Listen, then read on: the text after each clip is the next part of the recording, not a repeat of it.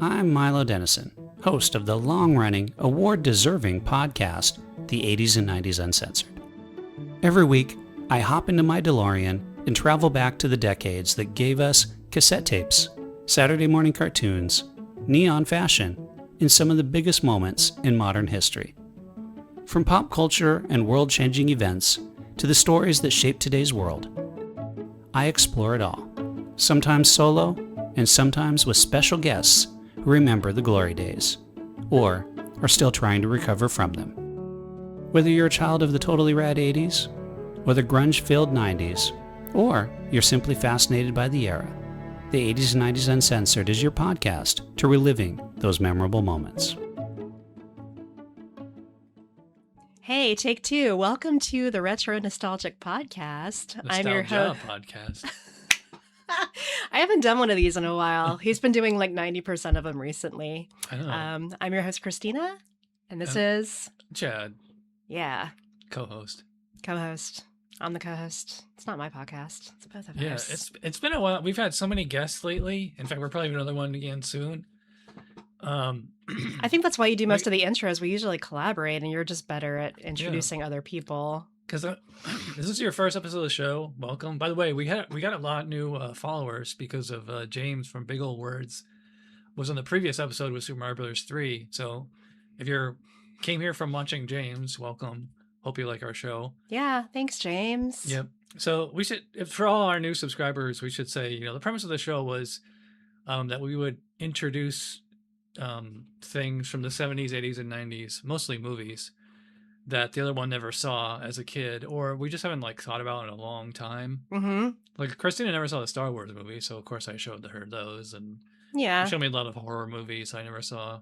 Yeah, we're younger spectrum of Gen X, so we grew up in the 80s and 90s. Mm-hmm. I've been eating Oscar Mayer bologna sandwiches with mustard all week. It's like a nostalgic meal for me, so I'm like reliving my childhood.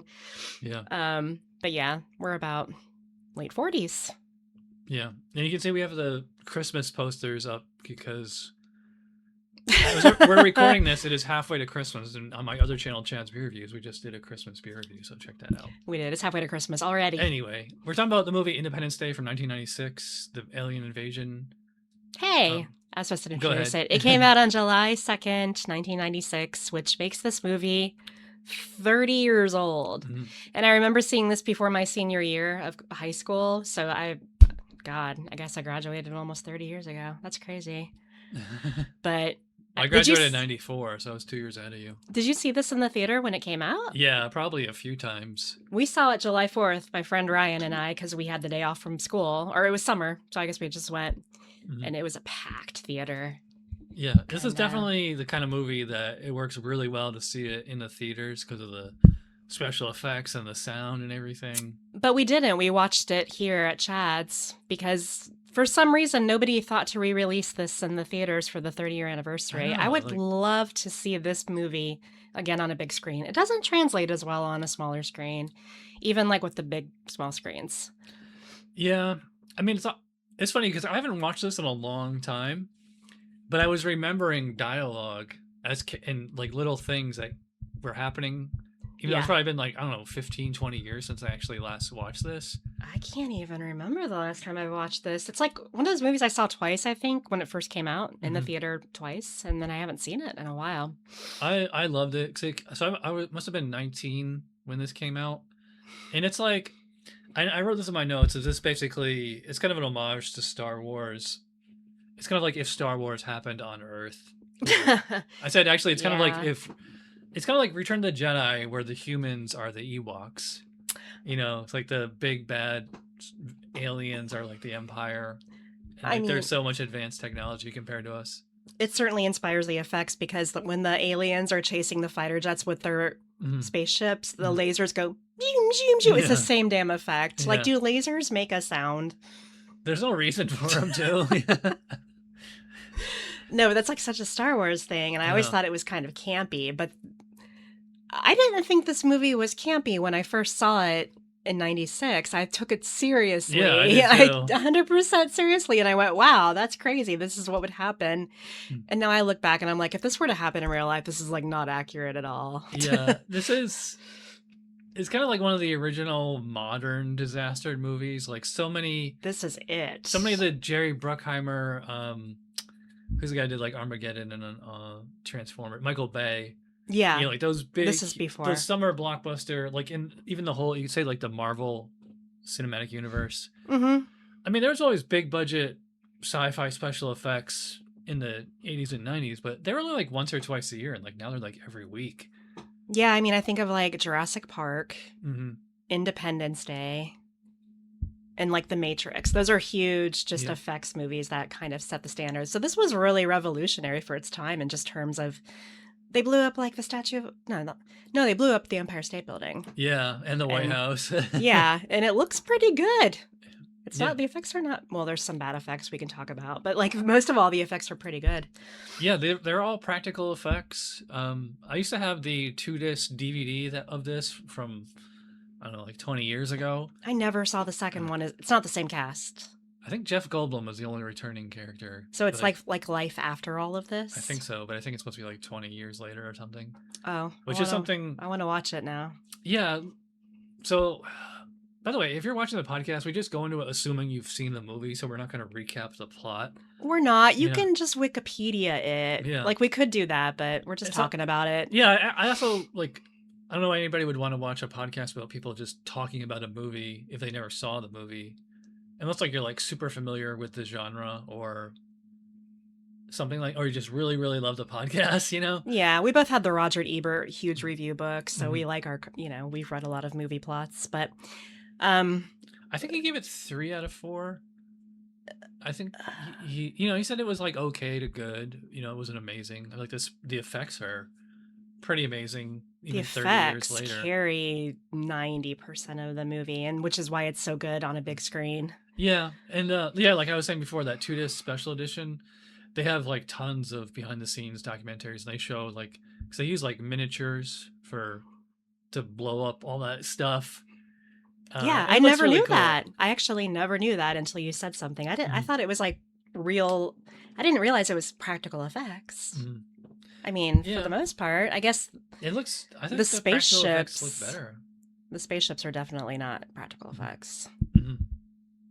But like, yeah, it looks really good. I guess they just blew up little tiny versions of the White House and stuff. Yeah, like enough that you could just fit it on a table. What do you think of Bill Pullman Paxton as the president?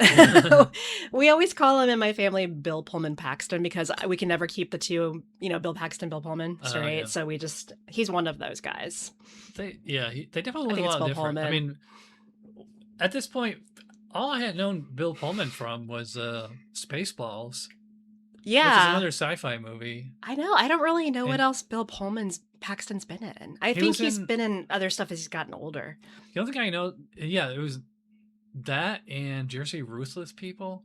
No. He had a fairly small role in that, Hmm.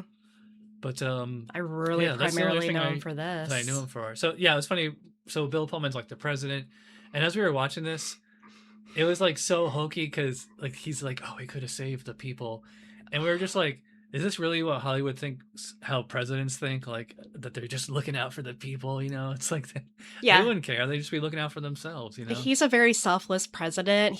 All he thinks Yeah. about is the people. Like this man at the very end of the movie or near the end gets in a fighter jet to fight these things that have a 99% kill rate. These Yeah. things they're fighting. So there's a good chance the president's going to die. yeah. But they send sure, Mr. President, you can go up there. I know they made a point of saying that he was a fighter jet pilot, and yeah, he's basically supposed to be like JFK, like as a superhero almost. Yeah, he's very brave. He's not Yeah. like our current president who hides in a bunker. He's Well, like, I'm going to get out there and fight. Yeah, and this is before George W. Bush, because he actually was a fighter pilot, like in the reserves or something. I remember So- the photo of him in the fighter pirate uniform. Pirate. Yeah, so I mean, I love this as a kid. To me, it's a total homage to Star Wars and a little bit of Alien in there, and just like sci-fi movies in general. Yeah. And They were just trying to see what they could, I think, accomplish with special effects or well, practical effects even. yeah, I mean, but the story isn't like the story is technically ridiculous and campy, but it's fun. Like it's not doesn't insult your intelligence. It's actually, it's fun to watch. There's like so much stuff that happens where it's like really over the top, but not to the extent of that Michael Bay type. Like, have you ever seen any of the Transformers movies? I think I tried watching the first one and I didn't Yeah, even finish it. It was crap. They're just so wacky like in Armageddon too, which came out I think a year or two after this. Ooh, yeah, that was terrible. Yeah, because like Michael Bay movies are like 2.5 hour long trailers. Like it's like never nonstop action. There's a little bit of slowdown on this one. Well, you have up the IMDb, and it says it's 2 hours and 25 minutes runtime, and I said it did not feel that long. I think it was like there was no point in the movie where I was like, oh god, this is never. But I mean, I've seen it a few times. Well, I think the first day or two kind of drags on because they actually make it like it starts on July 2nd, and then then there's July 3rd, and then July 4th. That's when they fight back. Mm-hmm. There's so much stuff that watching it now, like the technology, because like he's using like a 1990s Mac computer to hack into the alien server or whatever. Oh my god, yeah, because a MacBook's a good hacking tool in 1996. I know, but like when I was a kid watching it at the time, like I was like, oh, that could like so happen, Yeah. And also, remember the part where Jeff Goldblum, he tells like the military, he's like, all right, so we can fly up to the spaceship and put this virus and then it'll disable the shields. And he's like, a few minutes. That's how long they're gonna have a fighting chance. Yeah. They have to go up to this giant, it looks like a flea, this giant flea floating in space. It's like a huge spaceship. It's massive. How the hell did they build that? First of all, that's the thing about you realize that watching sci-fi as an adult is like how much matter and like the machinery is just so huge. You would need machines, like gigantic machines to make them. And it seems like, and also like for them to fly all the way to Earth to just like blow up one building at a time or one city at a time. It's kind of like the equivalent. I think I read this somewhere. But like if we went up to like an anthill and like try to like stab each ant individually with a knife. Yeah. Like it'd be like, it's like that, pointless and fruitless. Yeah, I know it's a movie, but really, why did it take so long? It's like, it seemed like it took a long time for them to slowly float toward a city ominously, like with a big old fire cloud. Like they could have just blown everything up, just like if they were smart, they would go in a circle. They would just go all the way around. Like, why did they take their time? Yeah. And it's not like they were negotiating. They weren't negotiating. They were just like, we're going to kill you. The astronomers don't even pick them up until they're like right behind the moon. Like, I know. Unless they like wormhole there, like right behind the moon, like they would have seen them coming. Yeah. I'm sure they were with 1990s technology. They were all so shocked. Like, where did this come from? And it's like, they've already sent the other spaceships like out. And I was like, this is like how Earth was really ill prepared for an alien invasion. Like, I'm terrified. Like, hopefully they're better prepared than that now than they were 30 years ago. I've heard on like sci-fi podcasts and even like serious news podcasts where they talk about that there actually is like a Geneva World Convention for if there is an alien invasion. Yeah. It's there has to be because they're out there. But there's no way that our technology could compete with theirs.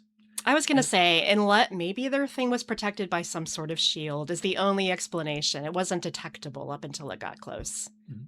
They were just advanced. But like the whole premise is like Jeff Goldblum's character, he says like they're like locusts. They just go from planet to planet consuming resources. I'm like that. Like they're using more power to build and power those ships than they're going to get out of whatever they're going to get. They don't really say what they came to Earth for exactly. Like, do you ever see that? Remember in the early 80s, that miniseries V? I've seen the birth scene. You know what I'm talking about? Well, because like V is kind of the same equivalency. Like these aliens come to Earth, but like they're here to just like steal all the water. Yeah. Well, they said they looked into them and dissected them, and they are made very similar to us. Like they're carbon-based life forms that breathe like oxygen. Lizard people. So they're coming here to extract our water and eat our food, I guess. Or that was mine uranium. Did you ever see Signs? M. Night Shyamalan with Mel Gibson. I love Signs, yeah. That's kind of the same thing too. Like where the aliens come, I guess they're here to just like harvest the, rare earth minerals or whatever. But they're also allergic to water, which makes no sense. Yeah. I mean, there's like humidity in the air. Wouldn't they die just walking around, especially in Florida? Yeah. You want to talk about the bad special effects? I think we both laughed. It's when they're in the tunnel. What's her name? Will Smith's stripper girlfriend. And I'm only saying that because they point out multiple times that she's an exotic dancer. They want you to know that. I don't know why, but it's not Jessica. It's Vivian.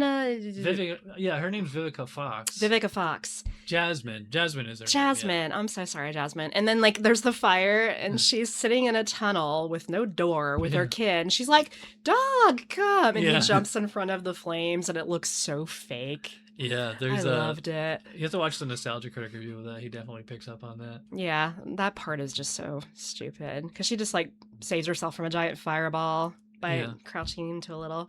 I mean, this is the kind of movie like you have to kind of watch it like as like through the eyes of like a little kid, like or as like a live action cartoon. Like you can't really take it seriously. It actually is, if you think about it, it actually is pretty campy. It is campy. But, like, it's not trying to be campy. Yeah, it's not trying. And I didn't see this as campy, like I said, 30 years ago. But now it's like there's some things in this movie that I can kind of pick out on that are kind of campy. I don't know if people watch this. I mean, it's not like the kind of movie where you sit around going, ha, ha, ha, this is hilarious. But there's little moments every now and then. Where it's funny because it's cheesy. Yeah. Like, the dog part you were just talking about is like... Like, I don't hate it. Yeah, you're not like, oh, please. You're just kind of like... like... It's clearly a green screen. Yeah.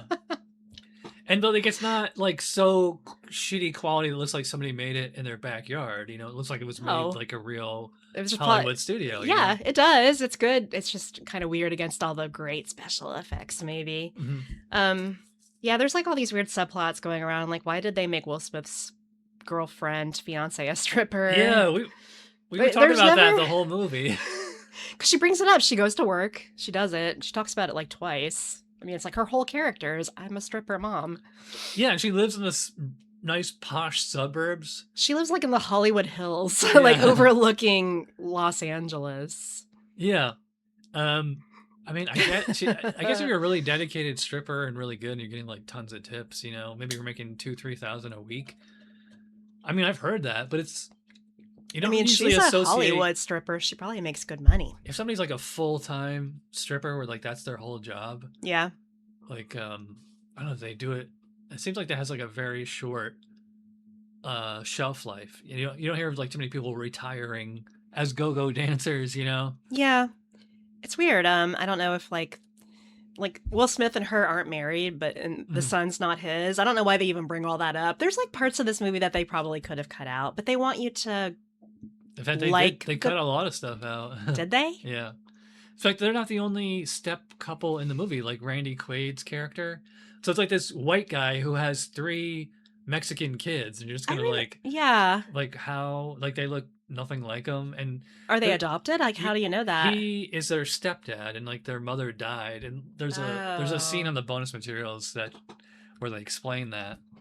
That makes sense. The kids didn't seem attached to him like you would your biological father. I know, they don't even call him dad. They call him Russell. Yeah, and they really don't need to live with them. Like, they can pretty much take care of themselves at this point. Yeah. But I don't... Okay, that makes sense that he's the stepdad. Yeah. It's what you were saying, has Randy Quaid ever played like a normal character? Like, he definitely seems like Cousin Eddie from National Lampoon or, what was that, Kingpin? He was the Farrelly Brothers. Oh, like he always plays like he's a weirdo, wacky guy. Yeah, he's just a weird guy. He's like Crispin Glover, just like a total weirdo. There's multiple times during this movie where the people have the revelation that they're being exterminated, and it's usually like an hour into the movie where the president goes, "We're being exterminated," and it's like, yeah. Do you think they blew up? They blew up where you live. Like they were trying to kill you. An hour later, we're being exterminated. It takes them like 3 times before they figure it out. These aliens are hostile. They're not here to like be ET. They mention ET a few times, but I know it just cracks me up that they think that they can just fight back with, you know, it's like Top Gun F-14s or whatever they're supposed to be, whatever fighter jets. They sent like their entire Air Force out on the first try. Yeah. And they all get wiped out except for like Will Smith. Except Will Smith. He's the only one that survives. And it's like, okay, now you're fucked. we were saying, this is kind of, I think this was Will Smith's like first major role. Like he did a couple other movies like independent movies or where he just like had a smaller role. There was a movie he did with, I can't remember. What was it called? 6 Degrees of Separation. Maybe. That was like his first movie, I think. And maybe I just knew him from like DJ Jazzy Jeff. Was that his name? Well, he was Fresh Prince. Wait, As who was in his Fresh friend? Prince of Bel Air. Who was the friend he did music Jeff. with? DJ Jeff. Jazzy Jeff. Okay. But like he's definitely playing. He's just being Will Smith. Like if you watch Men in Black after this, or if you've seen Fresh Prince of Bel Air. Yeah. I remember. He's just hamming it up. Yeah, I remember when I first saw this. Men in Black. Mm-hmm. I loved this character because it is like so fun. Like this could be a completely different movie. Like imagine if you put some sort of serious guy in that role. Mm-hmm. Like imagine Bill Paxton in that role. Like it wouldn't work. The fact that he's just like so funny, well, it like makes it takes it from being like a complete disaster film into more of a comedy sometimes. Yeah, he's supposed to be the black Maverick from Top Gun. He's like Tom Cruise in Top Gun, except like Will Smith. Like that's what this movie is. It's like it's definitely an homage to Star Wars and Top Gun. There was a lot of like those fighter jet pilot movies in the 80s and 90s, like Jersey Iron Eagle. No, I never heard of it. Oh, that was. Let me see. So I'm looking at Will Smith's IMDb. Yeah, he did one other movie before this one, I thought. Yeah, 6 Degrees of Separation. Oh, Made in America. That's with Ted Danson and Whoopi Goldberg, I think. I never saw that. Wow, I forgot that. Low. I forgot that movie I existed. guess like a 5 something on IMDb. We should watch it. Yeah, he's actually done a lot of sci-fi. Like he was in Hancock. He was in I Am Legend, which that's a pretty good horror sci-fi movie. It's like a kind of like a vampire or zombie apocalypse type. Yeah, this was like his major. iRobot. I mean, this is the movie that made him a movie star. Men in Yeah. Black and everything else wouldn't have been possible without this. And then they gave him Jeff Goldblum, who was coming off of Jurassic Park. And I think, did he do that movie Powder? Was he in Powder? Did you ever see Powder about the albino kid that has magical powers? No, I don't think he's in that though. Oh, maybe That's I'm remembering. Kevin Spacey. Kevin Spacey was in that. Oh no, wait, that was Pax something. But Oh, was it Bill Paxton? I don't remember. Okay. What was I even talking about? Will Smith in Independence Day. Jeff Goldblum. Jeff Goldblum, thank you. Mm-hmm. God, he's really like flamboyant now.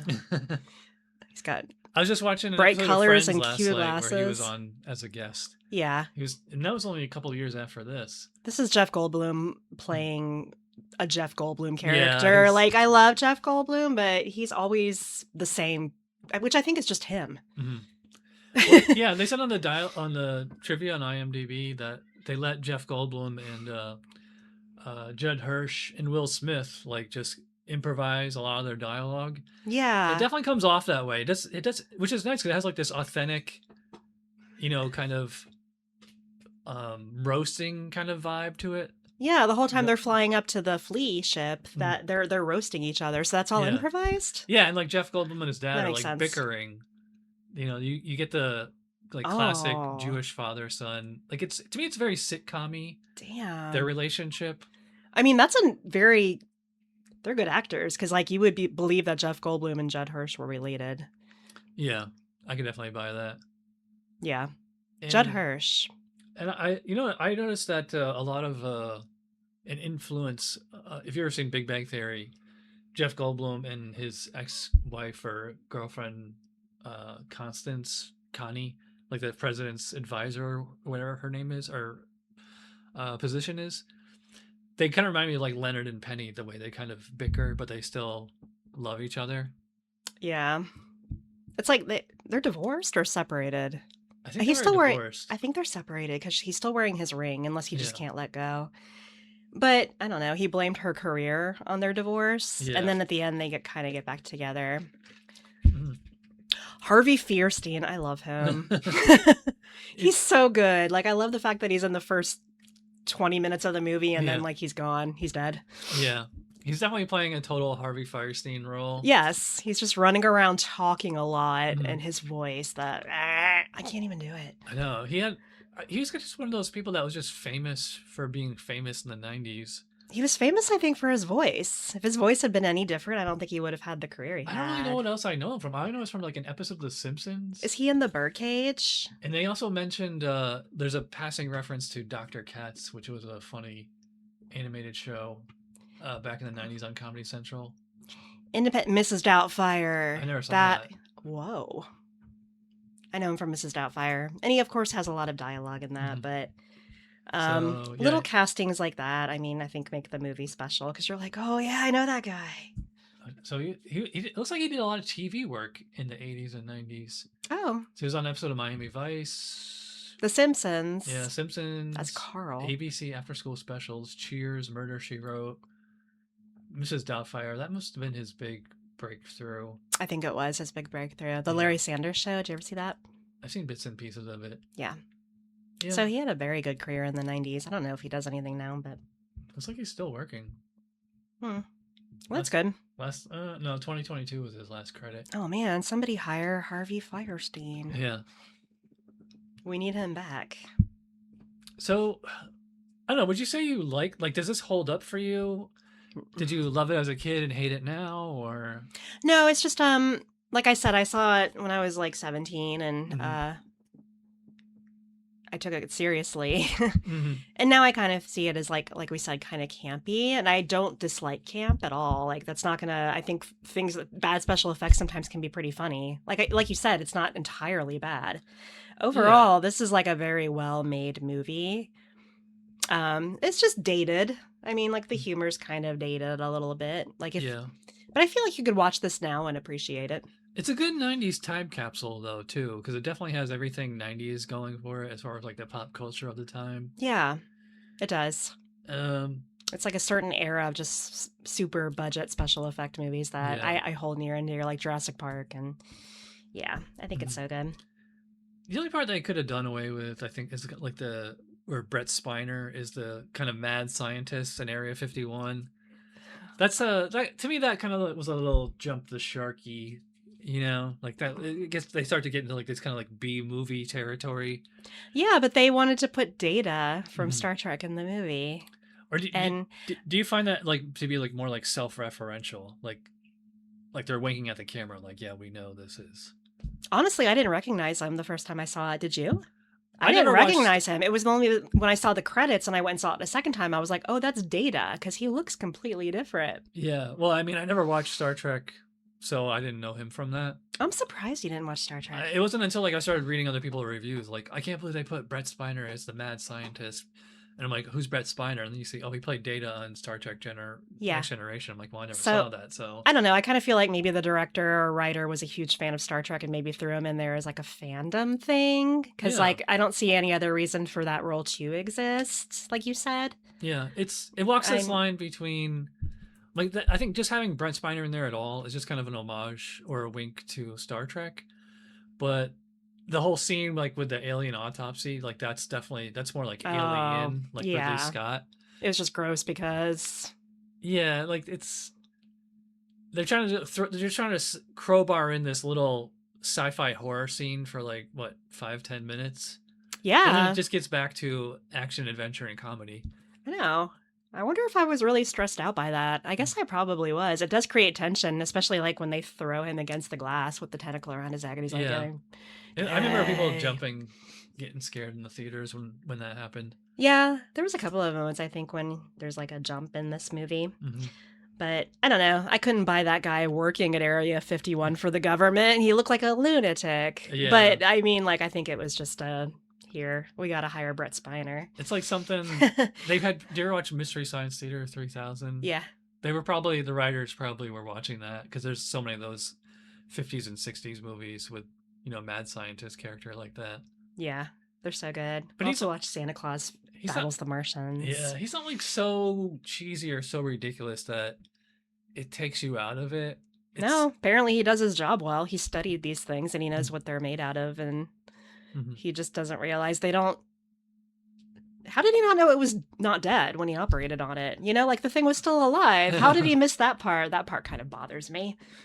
Yeah. Did it not have a pulse? Or like, yeah, like their spacesuit is like some kind of like biological suit. Like that's what like they kind of make them a little bit like Predator. They kind of remind me of Predator. And also the Greys aliens, you know, they like with the huge eyes, the Greys, the huge head, like South Park. Yeah, you're right. It's like a reimagining of the Greys because everybody does the Greys, so that's pretty clever. And it does crack me up how they have this old spaceship there from that crash in the 50s or whatever. I think that's supposed to be from the Bob Lazar story. If you ever watch the Rogan podcast, he talks about him all the time because he's supposed to be like this guy who came forward of he actually saw a real spaceship that the CIA is working on. Like they reverse engineered all the technology. And so I mean if you're a UFO nut, you know, that's a rabbit hole to fall down. Well, I'm gonna write that down, Bob Lazar, because I'm interested in that stuff. Did he work for the government? Yeah. Oh, cool. In fact, he was just on Rogan a month or two ago, fairly recently. All right, I'll check it out because times. I believe in aliens, and I think it was Stephen Hawking who said, you know, how we've been trying to contact other life for, I think since like the 30s or 40s, we've sent stuff out there. It's like the universe is so big, you can't just like sending a signal out is going to just take forever until it gets somewhere. And he said, who has the right to like reach out to other planets on behalf of humanity and maybe invite these things into our backyard? You know, you don't know if they're nice or not. We do have water and stuff, so. Well, that's the Voyager probe, you know, it's still going somewhere out there. Yeah, maybe we don't want them to contact us. This is like the bad side. I don't know, as far as like, how did this hold up for you? I would say... Sorry, how did this hold up for you? It's fun to watch. Like, this is a movie I could probably watch like maybe once a year. But in retrospect, because I mean, back then, and when I saw it in the theaters, like I was like, okay, this is like going to my top 10 favorite movies. Like this is rivaling Star Wars. No. It wouldn't now. Like now, like I can watch it, and I'm like, yeah, that's a fun movie. But most of the movies on this wall, I would probably like better. This was probably in my top 10 when I was 17 because I hadn't seen a ton of movies. But yeah, it's down there now. But yeah, it's fun. I might put it like top 50 or definitely top 100. Yeah. But yeah, once a year I think is fine. And it's like, it's a good 90s time capsule. Yeah. We're going to do summer movies. I don't know if we're doing blockbusters or we're just doing movies that take place. I think any movie that takes place in the summer or has summer in the title, drop a recommendation down below if you want to see us review anything for summer. Well, it's funny because the viewers are watching this on the halfway to Christmas anniversary. And so, but in a week later will be Independence Day, July 4th. So we should have done it the other way because my pick for next week, which will be July 3rd, I think, will be a summer blockbuster that has a Christmas theme. So we got these back. We should have done mine first, but anyways. Jeez, what could it possibly be? What's a movie that Chris has never seen? So I've never seen it. No, we meant to watch it at Christmas. We did not. But yeah, Independence Day, 2 thumbs up. Yeah. I really like it. Yeah, if we're going thumbs up, thumbs down, then thumbs up. But yeah, it's like on a scale of 1 to 10, 6.5, maybe 7. Yeah, it's good. It's not great. I agree. It's okay. It's okay. Yeah. All right, so we'll be back next week with a summer blockbuster with a Christmas theme. You can't figure that out, I don't know what to tell you. Well, happy July 4th. Yep, and happy halfway to Christmas. Don't blow yourself up. Yep. Bye. Smell you later. We need a new outro.